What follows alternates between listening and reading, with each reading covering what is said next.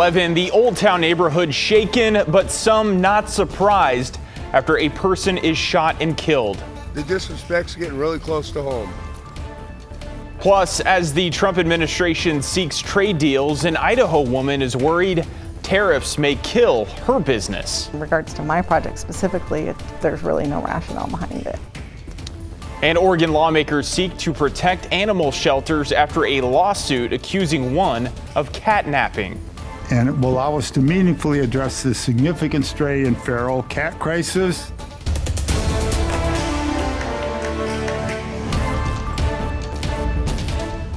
Thanks so much for joining us here at 11. I'm John Adams. One man is dead after a shooting in Northwest Portland.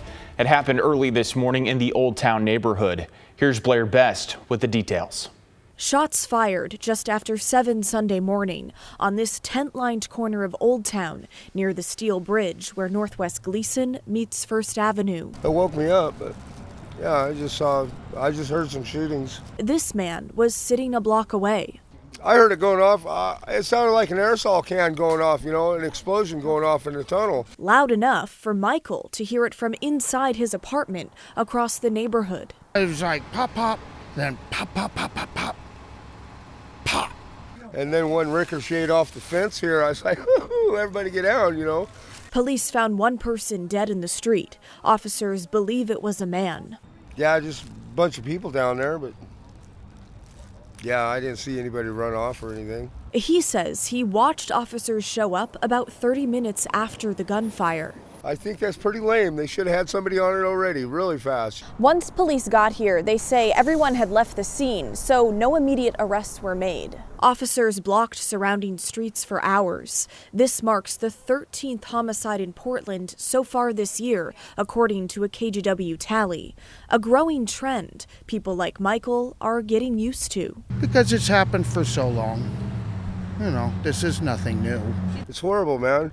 I mean, I've been out here trying to get off the street now for about 7 years, and there's just no footstep out of here. As tensions on the street continue to rise. And people getting fed up with it has come down to the walking the gauntlet. It tells me to watch out for the disrespect and stay away from it. If anyone has any information, they're asked to contact Portland Police. In Oldtown, Blair Best, KGW News. All right, turning now to weather and taking a live look out over Portland. We have seen a few showers out there today, breaking up what has been a very dry start to the month of May. Celine Stevens is joining us now. And Celine, what can people expect as they head out the door tomorrow morning? Definitely for some of those showers to continue throughout the day, even into the afternoon with that thunderstorm potential as well. We finally started to see the showers coming to our area. We're sitting at 53 degrees. So far, we've seen just a bit under a 2/10 of an inch of rain throughout the day. Really only started to pick up toward the evening hours. Even then, it's just been on and off. And you'll see that here on our radar again. That rain started to move through the area as we got later on to the afternoon. It hasn't been significant. We haven't seen any thunderstorms near our area. The only thunderstorm activity was seen earlier in the day near the Kelso, Washington area. But this will continue as we get into Monday, but we'll talk about that later. Right now, looking at temperatures, we're seeing 53 here at home, 51 in Aurora, also seeing 53 in Vancouver. Other areas down south of us, it's just a bunch of 50s, it looks like. 48 in Bend, though, and along the coast, that's where more of those 40s are going to be. And so as we get into our Monday, expect the morning to start a little cool. We're looking at upper 40s. Showers by 7 a.m. By noon, that continues. And then we do have that thunderstorm chance, although it's a higher chance further down south toward Eugene. And then by 5 p.m., we're at around the low 60s. That rain finally starts to clear up, but that doesn't mean it's completely over. We'll talk more about the rest of your week coming up. John? All right, Celine, thank you. We'll see you later in the show.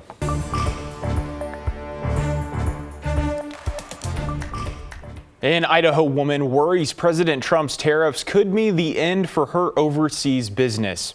Grove Fruit Growers grows and processes mangoes in Southeast Asia before exporting them for sale in the United States.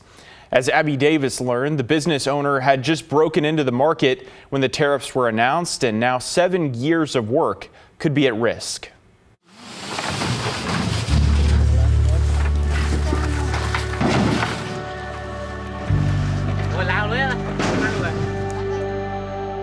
Corey Carver says her 110-acre mango farm in Cambodia is lifting farmers there out of poverty by connecting them to buyers worldwide.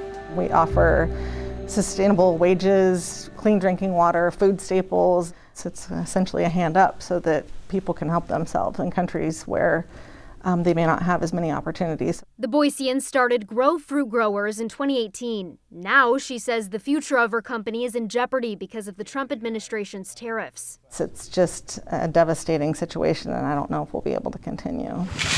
The mangoes are grown in Cambodia and processed in Vietnam.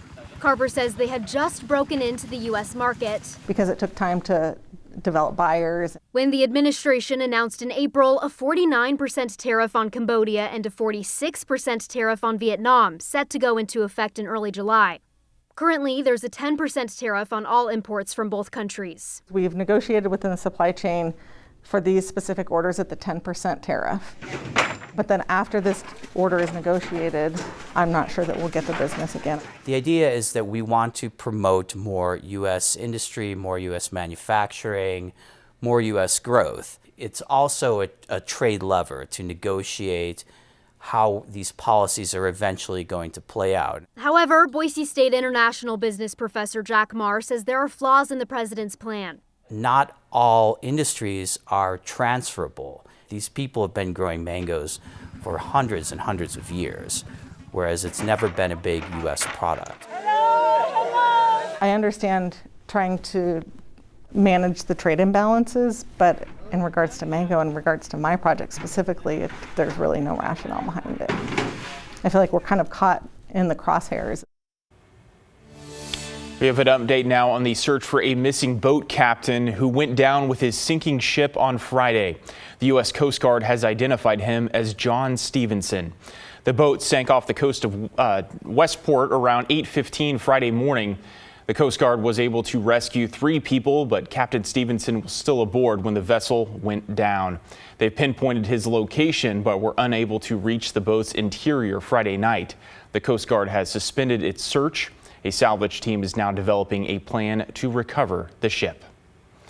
In Longview, a mobile home is destroyed following a fire that started on a back patio Saturday afternoon. By the time first responders got there, the home was fully engulfed in flames, which were spreading to nearby trees and melting the siding on another home. It took Longview firefighters about 40 minutes to get the situation under control. The home and almost everything inside was totally destroyed. 2 people were treated on scene. The cause of the fire is under investigation. Back in Oregon, first responders in Washington County rescued 2 people yesterday after their boat capsized. It happened just before 7 last night at Hag Lake, which is southwest of Forest Grove. Gaston firefighters and Washington County deputies arrived to find 2 people and their dog sitting on the boat's overturned hull. All 3 were brought to shore safely, and the boat was recovered with little damage. A bill in Salem to protect cat shelters from lawsuits is making its way through the legislature. The so-called Catnapping Bill came about after a cat owner sued what was then the Willamette Humane Society in Salem, saying the shelter adopted out their family pet. Libby Dowsett explains how the bill could help put shelters new state rules in place. It happens all the time. Chief sponsor of House Bill 3604, Oregon Representative Tom Anderson from Salem, says Oregon shelters need a state law for how long to hold cats before they can adopt them out to new owners. If they, in good faith, picked up a cat they thought was stray or feral or abandoned, they cannot be sued by the owner of the cat because they think that their cat was catnapped. Anderson says House Bill 3604, which he calls the Catnapping Bill, will prevent lawsuits over cat adoptions. The Oregon Humane Society said it recognized the need for statewide shelter hold times following a 2018 lawsuit. An animal, a cat, had been picked up seemingly as a stray, brought to a shelter, and then adopted out. But it turned out it was someone's pet. The pet was eventually returned. House Bill 3604 would set hold times for cats at 3 to 5 days after they're brought in, depending on whether they're licensed or microchipped, similar to current holds for dogs. The wait could be longer if there's a local ordinance. OHS says it's currently deferring to found property laws for cats, meaning 90-day hold times and overcrowding at many shelters, including Salem.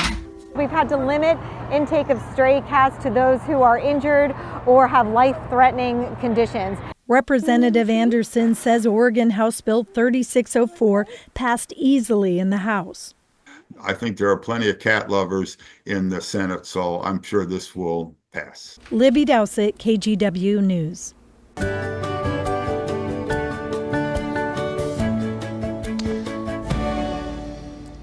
There were plenty of events today, all centered around Mother's Day. In Southeast Portland, Leech Botanical Garden offered mothers and their families the opportunity to enjoy the spring bloom, whether it was a simple stroll or a guided tour of the gardens. They also held some family-friendly activities. Getting out in the garden and in this beautiful, safe space in Southeast is really peaceful. So we love to open our doors on holidays like today to bring peace and serenity and joy to the community. The garden also opened up its historic manor house where they served complimentary tea.